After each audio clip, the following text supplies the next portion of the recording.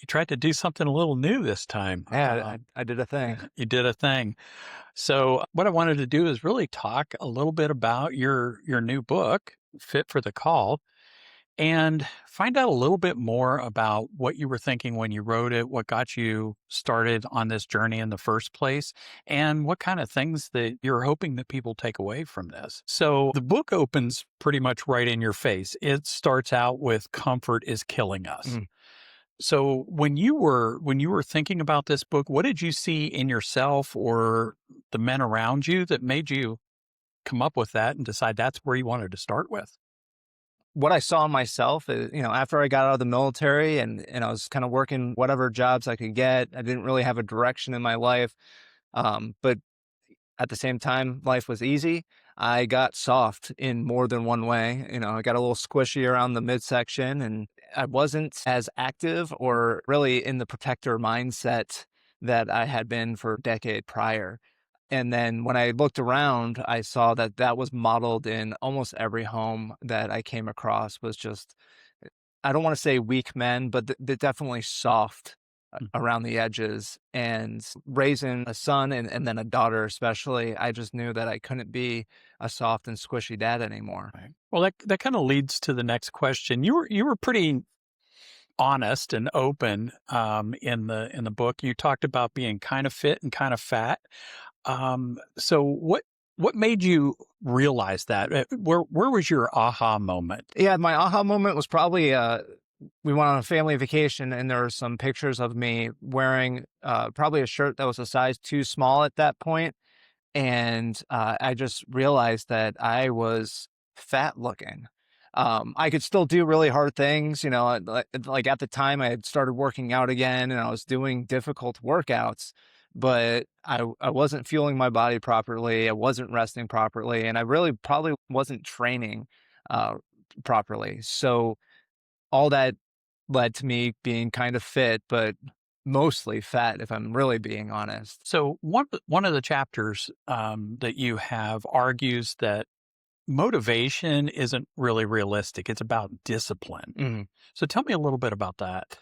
Yeah, so motivation is great to get you started. But what needs to happen is you have to set disciplines, or if you don't want to use the discipline word, you have to build habits. So motivation is will get you through one or two workouts, but it's going to be the habits or the disciplines that you set in your life that's going to carry you through uh, years and years of staying fit or staying on a diet or avoiding being soft. So really just leaning into the discipline side of things is kind of the secret sauce. You mentioned diet, and you had mentioned eating right before. When everybody hears diet, they freeze up. They're like, okay, it's going to be something crazy where I eat nothing but watermelon and celery, or they go carnivore, whatever, which I'm a fan. But so, what is your approach to diet? Yeah, so my approach to diet, and I don't stick to any one thing. I would highly recommend finding what fits for you. So if that means you spend a few weeks and you strictly count your macros and count your calories and figure out how you feel when you eat certain things, and then once you find that sweet spot, just stick to it. If you really don't want to do the whole calorie counting and macro counting, pick a trendy diet to try out for a couple weeks. And if it fits in your life and you feel good doing it, then do it. I know with me, it's okay, eat great for a couple of days, and then it's like cheeseburger, right? And so, how does that fit for you? Do you build in like a cheat day, or do you just go, let the spirit lead you a little bit? Honestly, I kind of let the spirit lead me a little bit, but I am conscious of making those choices. So, for example, a few weeks ago, I had a really tough shift. I don't think I got to sit down or drink a sip of water for 12 hours. So, towards the end of my shift, I was on Steak and Shakes app ordering a burger and milkshake for when I got home. Uh, Not because it was the right choice, but I knew I just needed some Right. comfort food after it, and then I got my daily calories in one meal. I guess you could look at it that way. But Yeah, I kinda let the spirit lead me, but I'm just conscious in making those choices, and I only limit myself to so many. So, I had Steak and Shake that night. That meant I wasn't gonna go and get fast food for the next week or so at all.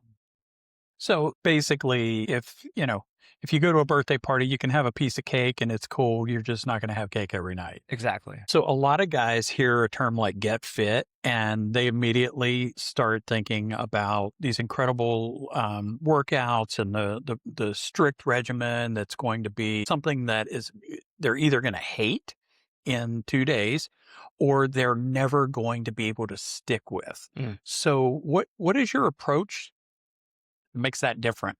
The approach I specifically take in the book is kinda geared towards those busy dads or busy men who may not have 2 hours every day to go to the gym. I kinda provide options for everything to where, from you can only work out twice a week to you can work out 6 days a week, and you kinda pair and tailor it, as you need. To stay physically able and capable, you don't need to be in the gym for 10 hours a week. It might be just 2 hours a week of focused work. So I know, a big part of this is kind of the functional fitness end of it, where this book isn't for if you're out there trying to enter bodybuilding contest and win, but if you want to be able to protect your family, protect yourself, protect your church, um, be a protector to people around you. I think that was a big focus here. What do you see as a difference between the I'm going to be an athlete versus I need to be a protector? Right. So the athletes have a very specific goal in mind. And it's, if it's a bodybuilder, they're trying to make their muscles pop and look muscly in certain areas. Or if it's an athlete, they're training for their specific sport. Uh, Whereas being a protector, whether that's your family, church, or as a vocational protector, as first responder, or something like that, you kind of need to be just fit all around. You can't, look like a Dorito, meaning broad shoulders and itty bitty legs. So being an all around, you could say hybrid athlete, if anything, where you have strength, but you also have some endurance for cardiovascular. I think I mentioned in the book, like one of the hardest workouts I ever did was 50 minutes of CPR. Mhm. Um, and that's the epitome of a hybrid athlete because you're using your muscles to do CPR. Even if you're doing proper form after 50 minutes, you're just doing whatever you can do to get the chest to compress. So having a well-rounded fitness regimen as a protector is way more important than focusing on one specific area. Yeah, I know we've talked about it before, great the guy who can bench press a Buick, but if he passes out while he's trying to run to the place to do CPR, not really a help at that Right. point. And Exactly. likewise, the guy that could run for, 26 miles, that's cool. But if he can't handle his own body weight, let alone somebody else's body weight, that again, we're kind of missing the boat on that. Yeah, absolutely. So one of the things that I think is important to talk about here is that this isn't just, hey, here's your workout and here's how to eat better. You took a more holistic approach here. Talk a little bit about why you did it and how you did it. Yeah, so I didn't want to just address the physical protector. So the tagline of the book is forging the mind, body, and spirit of a protector. So I take some time and dedicate, at the end of every chapter, there's a devotional thought leading off with a Bible verse. And then there's some journaling prompts. Or if you wanted to do this as a men's ministry, get a group of guys together, read a chapter, and then go through those devotional thoughts. The journaling prompts just as open questions to talk about, and then knock out the workout together. Every chapter has, like I said, the Bible verse, devotional thought, the journaling, and a workout. So it definitely could be something that you get a group of guys together from your church and run through this book together, and you're going to grow physically, mentally, and spiritually.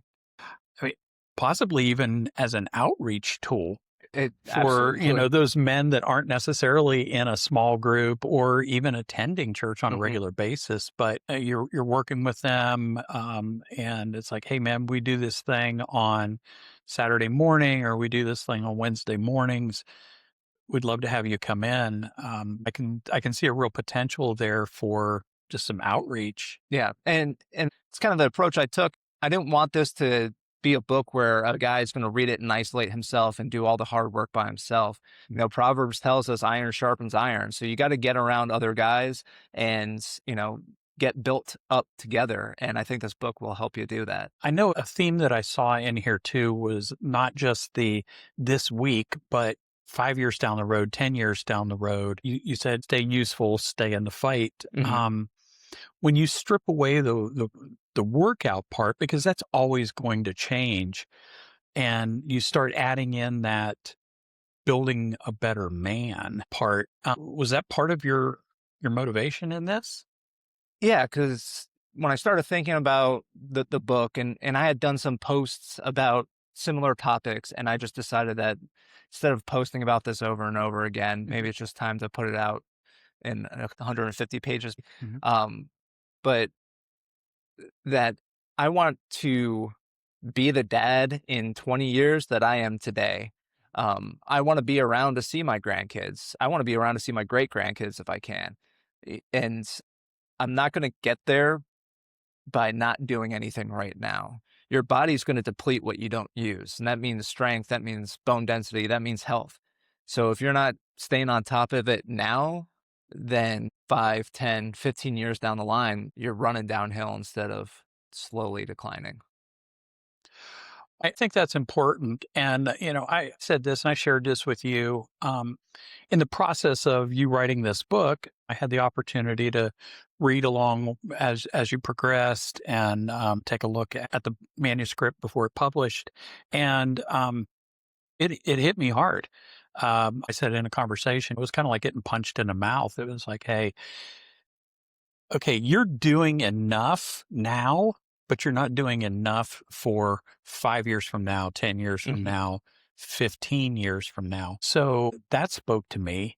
And I started listening less to the lies that I could tell myself. I always say one of the biggest lies that I've ever told myself is, you know what, in 6 weeks, I could be back in the same shape that I was in when I got out of the army. It's like, no, no, you can't. So start small.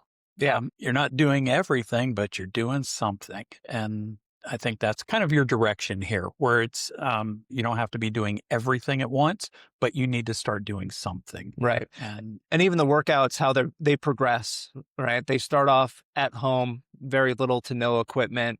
Um, and then it progresses. By the end of the book, I give you a 2 week hit the gym 3 days a week.